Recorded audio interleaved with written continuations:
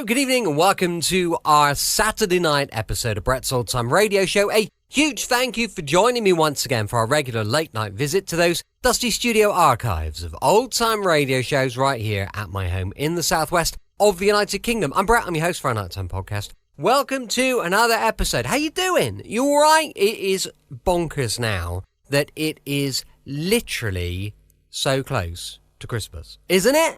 Honestly, it is like it's going to be December any minute. Just crazy. So let me know how you're getting on. Have you started Christmas shopping yet? Because I have done nothing. Not even thought about it. Although, really, my wife Vicky, it's kind of her job. Do you think, ideally? Well, let me tell you, if you've not started your Christmas shopping, I have the perfect solution. Get onto Amazon, quickly, do a search for Danger in the Spanish Sun. There you'll find my first famous 5e type adventure book. If you go to my name and my other books, you'll find that we've done the second version, the second book in the series called Danger on a Spooner Mountain. Yeah, I know, it's crazy. I'm really pleased with that one as well. It's gone well. If you want something a bit more grown up, I've written a political thriller called Patriot. You could check that one out as well. So look, honestly, get on there, check out my books. You'll want to buy loads because buy one for everyone you know. And then you could be sure you've covered all the bases. Okay? With it being a Saturday, it is of course an episode of yours truly, Johnny Dollar. This one was first broadcast on the 1st of December. So we're close. 1953. It's called The Monopoly Matter. Who doesn't love a little bit of Monopoly? Wrigley's Spearmint Chewing Gum, the refreshing, delicious treat that gives you chewing enjoyment, presents for your listening enjoyment John Lund as Johnny Dollar. This is Maud, Mr. Dollar. Mr. Brandt just stepped into the office. Oh, good. I'll connect you. Hello, Johnny. I'm sorry I was out when you called, Mr. Brandt. Your secretary mentioned a fire you wanted me to look into. Yeah, that's right. And we got the report about a half hour ago. If you hurry, you can be there when the fire inspector decides the cause. How serious is it? I don't know. I couldn't learn whether anybody was in the building or not. It's a recreation club on the outskirts of Waterbury. The Monopoly, Trent Street. Okay, Mr. Brandt. I'll take a run out and let you know what I find.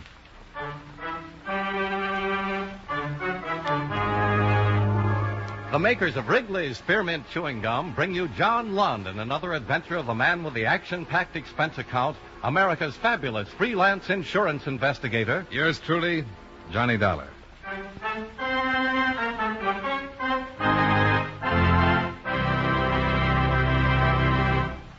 Friends, the makers of Wrigley's Spearmint Gum present these weekly adventures of Johnny Dollar because they know that millions of you enjoy Johnny Dollar.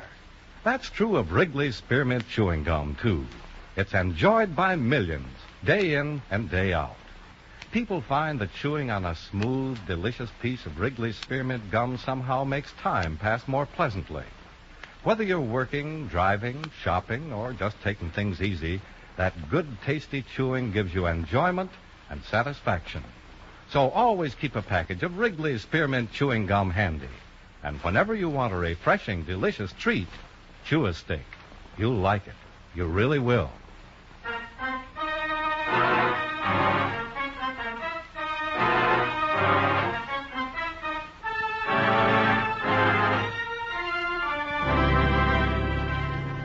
Expense account submitted by Special Investigator Johnny Dollar to Corinthian All Risk Insurance Company, Hartford, Connecticut.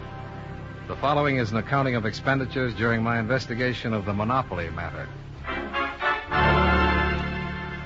Expense account item 1, $26.70, car rental and mileage between my Hartford apartment and what was left of the Monopoly Club in Waterbury.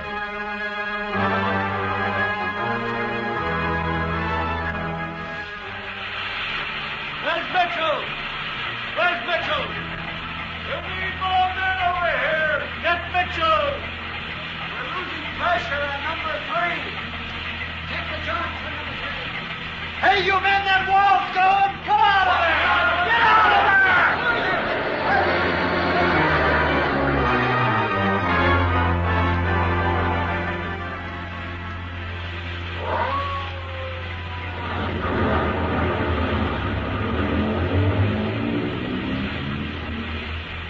An hour and a half after I got there, the fight was pretty well over. Just a couple of men with a high-pressure hose putting the final touches to a few smoking timbers. Hey, you there. We'll let you through the ropes. I'm from the insurance company that covers this place. Oh? You carrying credentials? Yeah. See him? Yeah. Okay, here. You have to be careful. Has the fire inspector shown up yet? Yeah. That's him over there. The one walking away from the two men. Captain McCready. Okay, thanks. You're welcome. Hey, Mike, over here. Captain McCready? Yes? My name is Dollar. I've been hired by the insurance company to investigate the fire. Come along. The men who answered the call first tell me it broke out inside on the ground floor. Anybody in the building? Not that we know of. No report of anybody. Now, let's see. The window's over there. The smoke was reported coming out of there first. Osler! Yes, sir. Have a couple of men bring axes over here, will you? Yes, sir. Timber. Do you specialize in fire cases, Mr. Dollar? No, but I've worked a few. Well, here we have a new building, not over 5 or 6 years old, that had passed all fire inspections when it got a license to operate as a place of public assembly. What do you want, Captain? Oh, you'll find some sash weights over there at the base of the wall. That's where a window was. Clear the debris down to the cement in a triangle with that as the point, spreading this way. Yes. That must be it. You looking for anything special, Captain? Point of origin. Smoke was spotted first coming out the window. Was it open? And if so, why? Yeah, cold weather like this. Was the club operating? No. It didn't open till 2 in the afternoon. We got the alarm at 11 a.m. You know anything about this Gerald Hobson who owns the place? Nothing yet. He was here, but before I was, he went home. Let's go over here and see what the men find, if anything.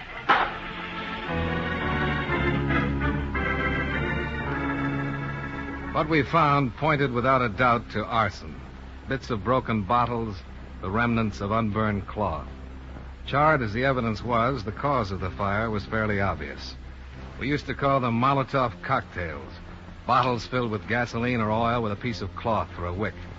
One or more evidently had been thrown in through the window, and the damage to the frame building was over 90%.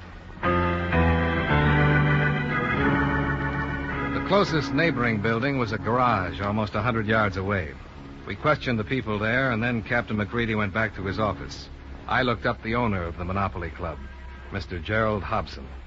From the insurance company? Yes, looking into the cause of the fire. Oh, of course. Well, come in. Thanks. May I take your coat? Oh, I won't be here long. I'll keep it on. Well, just come into the other room and sit down there. I looked for you out at your building, but I guess you'd left before I got there. Yes, I was there, of course. Bob at the garage, he called me about the fire. He's the one that reported it. Yes, I talked with him. And I went right out, but my nerves aren't what they were once. Fire's such a terrible thing. I didn't know what to do, and I asked one of the firemen off, and he told me to go home, that people want to know where to find me. Did they save anything? Nothing but the foundations and some plumbing. Oh, well, then thank heaven for the insurance. Well, I don't suppose you share my feeling about that. You've paid the premiums, Mr. Hobson. Now, I'd like you to answer some questions about your club. Yes, of course. I understand it was a licensed place of public amusement. What kind of amusement? Well, we specialized in Monopoly. In what? The game, you know. Oh, sure. Well, we have a great many factory workers in Waterbury. Well, I started the Monopoly Club must have been 3 years ago, to offer them harmless entertainment and relaxation. The game was quite popular. Enabled them to play financier, you know. Oh, yeah, I remember the game Yes, now. you buy and sell and try to amass a fortune. We ran month-long tournaments and... Oh, I tell you, some of the fortunes were astronomical. Well, they were just billions. Was there any other amusement offered? Well, I had a few tables for the card players. There was soft drinks and candies. Mr. Hobson, I want you to understand that I'm not a police officer. Anything you tell me will be kept in confidence. Oh, yes, of course. Did you run any gambling games? Why, of course not. My club was a decent legal establishment. The members were good, everyday working people. And your income came solely from memberships? From memberships and retail sales. I don't like your intimations. Not one bit. I'm looking for a reason why somebody should have set fire to your building. That's why the gambling possibility crossed my mind. Heavy losses could drive somebody to it. Yes. You were absolutely sure that the fire was not accidental? The fire inspector, Captain McGreedy, seemed entirely satisfied. I saw the evidence, too. Have you spoken to the police about this, Mr. Dollar? I know I haven't. Why do you ask? Well, a man came to see me a week before last. On Monday it wasn't. I was just opening up the club, and so I was the only one there. It was one of those protection rackets, and he demanded money and made threats. You told the police about it? Of course, immediately. What did you say to this man? I gave him $100 to get rid of him. That was to be the fee per month.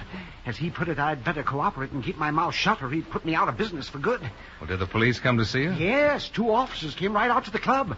I told them I'd rather meet them someplace else, but they said the faster they got on his trail, the quicker they'd find him. Well, they didn't find him at all. And if somebody threw gasoline into my place, it stands to reason that man must be the one. Uh-huh. Well, if you let me use your phone, Mr. Hobson, I'll call Captain McGreedy. We'll see what we can make out of this. Yes, of course. It's right out here in the hall.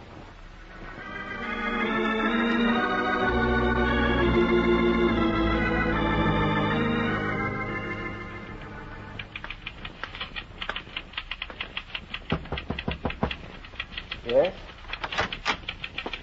Oh. I'm sorry I missed your phone call, Dollar, but I had a meeting with Chief Blair. Oh, it worked out fine, Captain. Gave me time for a sandwich. Good. Oh, Sergeant Winnick of the police bunco squad came over. He just stepped out of the room for a moment. I'm naturally requesting an investigation from the city fire attorney, but now, with the possibility of extortion, the police can start their own right away. That'll speed things up. Do you have anything else? Well, the lab isn't finished with the evidence yet, but so far there are traces of 3 bottles. Sergeant Winnick, this is Mr. Dollar. How are you, Sergeant? Nice to know you, Mr. Dollar. Now, sit down. You talked to this Mr. Hobson? Yeah. How did the subject of this man and his threat come up? Well, I told him how the fire started. I don't know what to make of it. I got out the report on that call we made at his club. 2 of our men were there 15 minutes after he phoned. And Hobson's description of the man had been radioed to every squad car on the streets. You didn't get any place on it? No. We haven't had a complaint from anybody else in town on anything like it. If a protection racket was building, you'd think we'd get more than 1 call, wouldn't you? You think Hobson's report was untrue, then, huh? We closed the investigation on the theory that a transion had taken him for $100 on a protection scare. Now I'm not so sure. You haven't checked on Hobson? Not yet. But I think we should. I'd be glad to have you along. Oh, thanks. Then I guess we don't have to take up any more of the captain's time.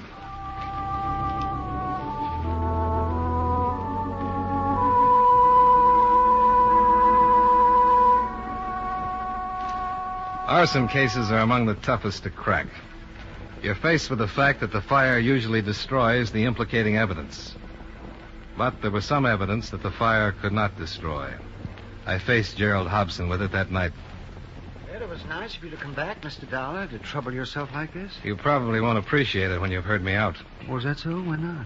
Well, to put it bluntly, you're under suspicion of setting the torch to your club. Oh. Are you out of your mind? What's the meaning of this? I spent most of the afternoon with the police. A Sergeant Winnick investigated your complaint a couple of weeks back.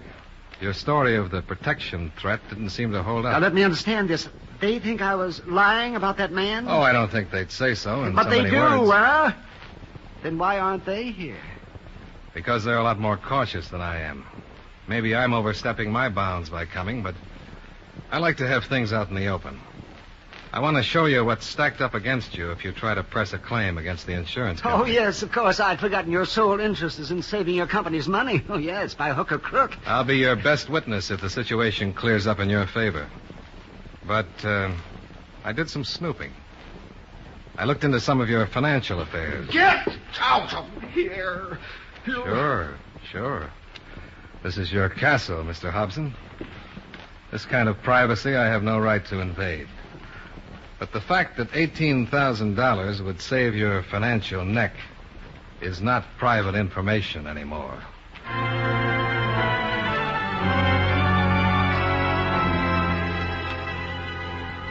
Well, that's where I left it and drove the 25 miles back to Hartford to my apartment. And that's where it stayed until the phone interrupted my first cup of coffee the next morning at 10:30. Johnny Dollar. Sergeant Winnick in Waterbury. Oh, yeah, Sergeant. What's new? Did you jump on Hobson last night like you said you were going to? Yeah, I needled him a little. You should have saved it. The picture's changed. Hobson's story is on the level. Oh. Well, I've been wrong before. Another protection threat. About 20 minutes ago in a bowling alley at 783 Sheridan. It ended in a shooting. One man dead, another wounded. If you're coming over, I'll meet you there. Yeah. Thanks for the call, Sergeant. I'll get started right away.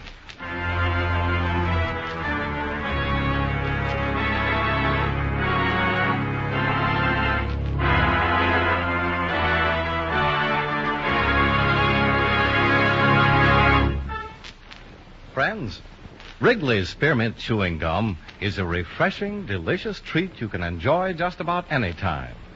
Even when you're busy working, you can slip a stick of Wrigley's Spearmint in your mouth and enjoy that pleasant chewing. The lively, full-bodied spearmint flavor cools your mouth and freshens your taste. The good, smooth chewing helps relieve pent-up tension, gives you satisfaction. As a result, you seem to feel more relaxed and get more enjoyment out of what you're doing. So enjoy chewing Wrigley's Spearmint Gum while you work and at other times, too. Get a few packages next time you're at the store. That's Wrigley's Spearmint Chewing Gum. Healthful, refreshing, delicious.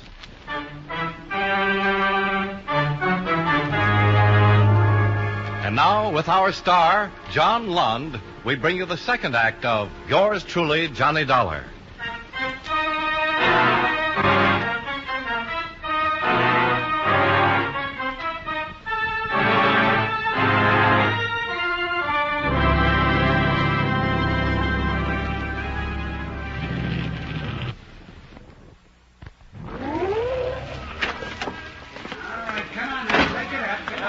You made some time, Dollar. Yeah, light traffic. Any other developments? Come on inside. The dead man was a bystander. They just took his body down.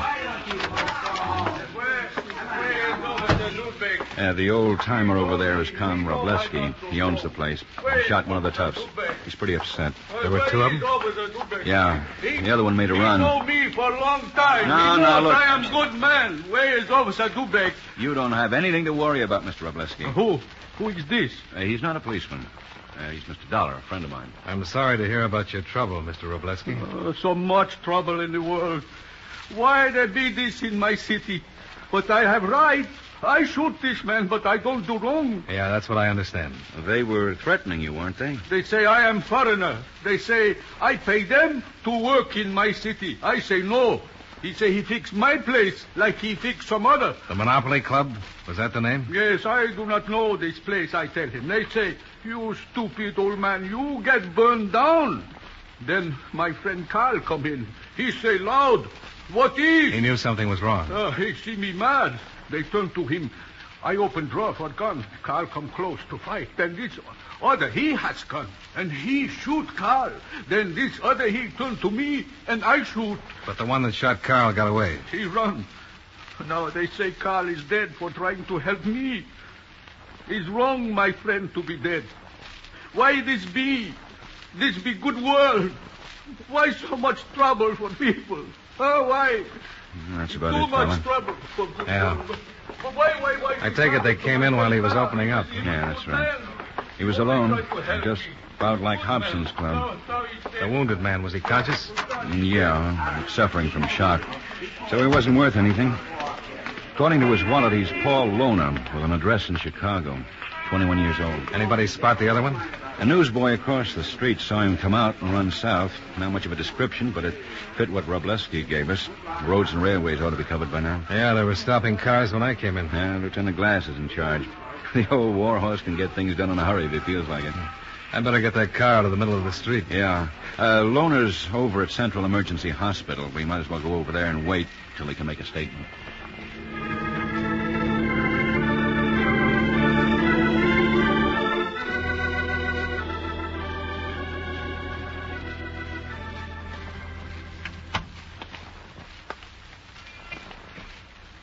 They tell us you're strong enough to talk, Loner. Well, they told me too, but I don't see no reason to. You're doing plenty of talking in the bowling alley from what we hear. I don't remember. I don't blame you. Pushing an old man around like that must be something you'd really want to forget. Go start up a parish someplace, will you? How many times have you been arrested, Loner? What difference does that make? After hearing you blab while you were passed out, they want to see how many lies you'll tell now. I didn't pass. Well, you just don't remember. You know what time it is now? I don't care what's time. It's after 4. You were out for over an hour. You don't bluff very good. Your wife's name is Edith. How's that for bluffing? Where is your wife? Oh, leave me alone. I hurt. The doctor said you were in good shape. It's a laugh. If you weren't, he wouldn't have let us in here. Where's your wife? I don't know. Look, you're wasting your time. I don't want to talk, and I won't. That old man you shot is dead. Did you know that? I didn't shoot nobody. What? I didn't have a gun. It was right there on the floor beside you. You're a dirty, stinking liar. I didn't have a gun. The guy that was with me, that was his gun. He shot the old man, and you know. The report says you were there alone. That's a lie. Who was with you? Guy I teamed up with. I don't know his name. If you can prove that, it might make a difference. Can you prove it? It's true. That old guy, that Robleski, he knows it. He said you were alone. It's a lie. You're lying. If he said it, he's lying. Why should we lie? To frame me. I didn't kill him. Why should Robleski lie? I don't know, but he is. And if you guys want to, you can make him say he's lying. Maybe he wants to be sure somebody gets the electric chair for killing his friend. As long as we've got you, you're it. He knows I had a partner. My partner did most of the talking. Who was your partner? I don't know. Robleski says you talked to him. I didn't. I tell you, I didn't. Bert Lucas did the talking? Yes, Bert. You dirty, rotten... Take it easy, Lona. You knew Lucas was with me. Now we know. Oh, Sergeant. That's a little more. Yeah? I'll get verification of Lucas' name and description over to the radio office if you hang on here. Okay. Oh, Mr. Hobson, come on in. Oh, I'm sorry to take so long. Well, that's all right. Come on in. You remember Mr. Dollar? Oh, yes. I'll meet you in my office, Dollar. Yeah, I'll get there as fast as I can. Well, I owe you an apology, Mr. Hobson. Oh, no, please. No, it's your job to look into things. I shouldn't have lost my temper. Thanks. Now, will you take a look at this man? Well, yes, that's possible. Is he the one you gave the $100 to? No, I've never seen this man. You're sure? Yes, I'm positive. Did Lucas do the talking at the Monopoly Club, too, Loner? He didn't have to talk much with this jerk. Oh, no. Never mind, Mr. Hobson. Who touched off the building, you or Lucas or both of you? What's the difference? I want to know. I don't see what difference it makes now, but we both did. We did it because this jerk Hobson here went to the cops. Bert should have squeezed $500 out of you, then we'd been out of this town. Oh. That's all for now, Mr. Hobson. We'll call you down again when we pick up his partner. Well, that'll take some doing. Bert's still on his feet. That puts him way out of your client. Oh, he's a vicious type of person. Yes. Here, this way. Oh. Oh, Mr. Dollar. Yes? We'll contact you later, Mr. Hobson. Yes, thank you. Yes, nurse? Thank you. Maybe you better take this call. I've been trying to reach Sergeant Winnick, but he's not in his office yet. Oh, sure. What is it? It's Lona's wife. She wants to talk to somebody who's seen her husband. Oh? Where can I take it? Right over here. Okay. Hello? Hello? Hello? Who is this? This is Johnny Dollar, Mrs. Loner. How is he? Oh, he's all right. He's going to make it fine. Oh, when did you see him? I just left him. We talked about you. Where are you now, Mrs. Loner? I'm just down the street. I started out to come right down to see him when I read it, but when I got close, I got scared. Well, you have nothing to be afraid of, have you? People will ask me questions, and I'm not going to lie no more. You'll think it's wrong, but I know it's right. Of course it is. Could I meet you someplace? Oh, no. But if you'll wait outside the door for me so I won't have to talk to those men who don't care about anybody. I'll be there.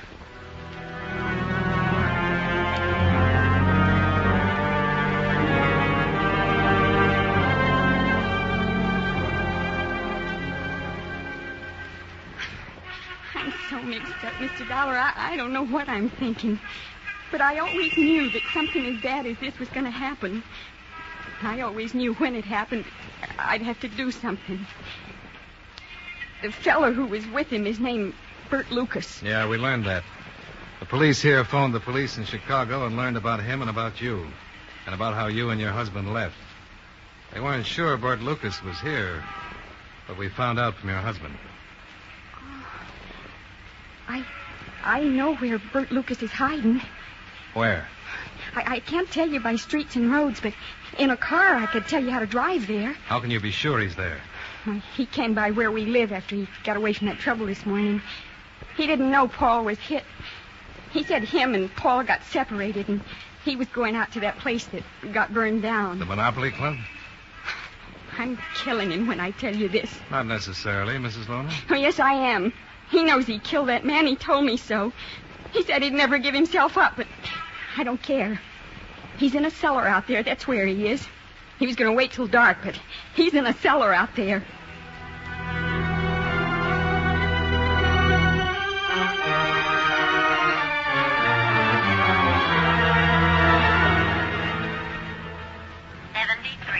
Calling car 73. Ignore previous call and return to your station. Car 50. 50. What is your present location? Car 50 proceeding west on Trent Street between Hudson and Pine. Proceed to the Monopoly Club and stand by. Monopoly Club. Roger. Now, that's Burnett's car. He has 3 men with him. Lucas may be hearing these cars. Any more might scare him out. Yeah. I think we better move in. I'll leave 1 man here with the searchlights in case we need him. Hi, Burnett. You have a Thompson? 2 of them, Sergeant. Good. When it's dark, he may try to run for it. Leave 1 of your men here in case we need some light. Right. Hillary, get the search trained on the wreckage and be ready if we need it. Well, you've been here before, Dollar. I haven't. I didn't spot any cellar. Oh. All right. 2 Thompsons on each end.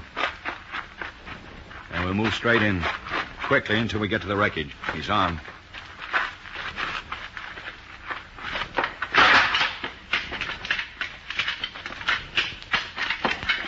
Any stairway to the cellar must be in one of those 2 corners of the back wall there. Uh-huh. They must hear us for now. I'm going to give them a call. Lucas! Come on out, Lucas. Let's move forward.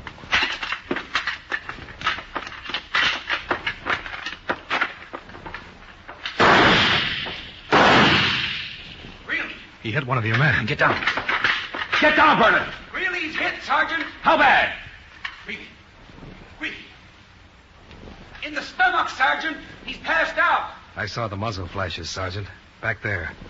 Where you can see that timber at an angle. Oh, I thought it was farther to the left. Hillary! Lights! Burnett! Cover me! Right. All right, Lucas. Come on out before you blast it out.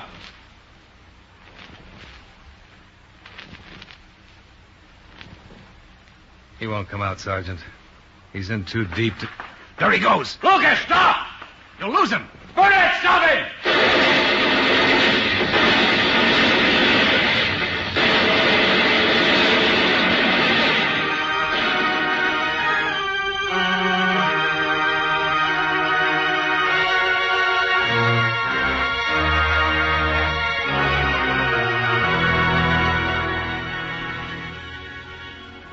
Expense account item 2.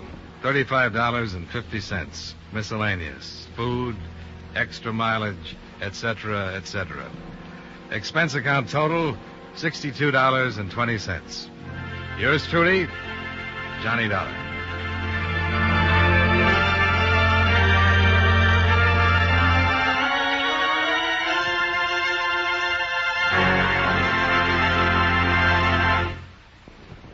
Remember, friends, Wrigley's Spearmint Chewing Gum is a refreshing, delicious treat you can enjoy just about any time. Chew a few sticks of Wrigley's Spearmint during the day and see how the good chewing helps keep you feeling fresh and alert. The lively, full-bodied flavor of Wrigley's Spearmint Gum cools your mouth, freshens your taste, and sweetens your breath. The chewing itself gives you a nice little boost, helps you keep going at your best. Millions of people get real chewing enjoyment out of Wrigley's Spearmint Gum every day. And we know that you'll enjoy it, too. Get a few packages and always keep some handy. That's Wrigley's Spearmint Chewing Gum. Healthful, refreshing, delicious.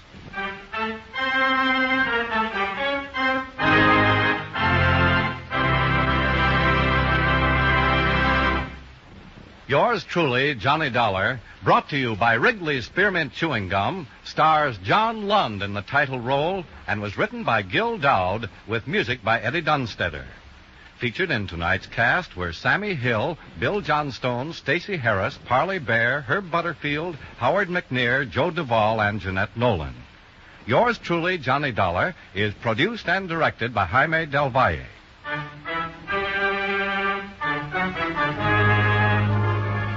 The makers of Wrigley's Spearmint Chewing Gum hope you enjoyed tonight's story of Johnny Dollar and that you're enjoying delicious Wrigley's Spearmint Gum every day. This is Charles Lyon, inviting you to join us again next week at this same time when, from Hollywood, John Lund returns as... Yours truly, Johnny Dollar. This is the CBS Radio Network.